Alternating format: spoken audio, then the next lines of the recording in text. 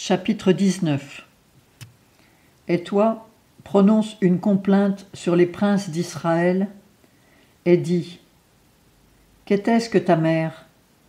Une lionne couchée au milieu des lions, et élevant ses petits au milieu des lionceaux. Elle éleva un de ses petits, qui devint un jeune lion. Il apprit à déchirer sa proie, et dévora des hommes. Mais les nations en entendirent parler, et il fut pris dans leurs fosses. Et après lui avoir mis des boucles aux narines, elles l'emmenèrent au pays d'Égypte. Quand la lionne vit qu'elle attendait en vain, que tout son espoir était perdu, elle prit un autre de ses petits et en fit un jeune lion. Il marcha parmi les lions et devint un jeune lion. Il apprit à déchirer sa proie et dévora des hommes.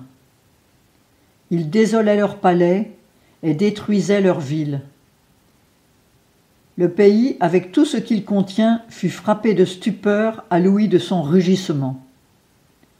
Contre lui se rangèrent les nations de toutes les contrées voisines, et elles jetèrent sur lui leurs filets. Il fut pris dans leurs fosses. Elles le mirent en cage, avec des boucles aux narines. Puis elles l'emmenèrent auprès du roi de Babylone, et le conduisirent dans une forteresse, afin qu'on n'entendît plus sa voix sur les montagnes d'Israël.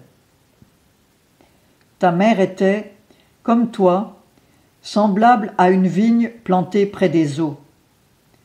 Elle était chargée de fruits et de sarments, grâce à l'abondance des eaux.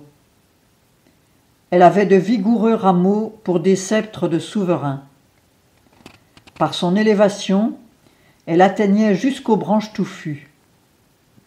Elle attirait les regards par sa hauteur et par l'abondance de ses rameaux.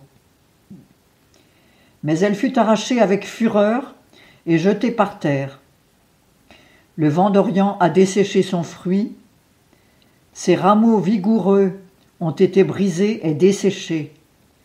Le feu les a dévorés. Et maintenant, elle est plantée dans le désert, dans une terre sèche et aride.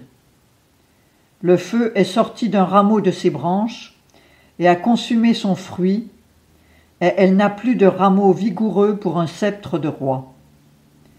Telle est la complainte, et elle servira de complainte.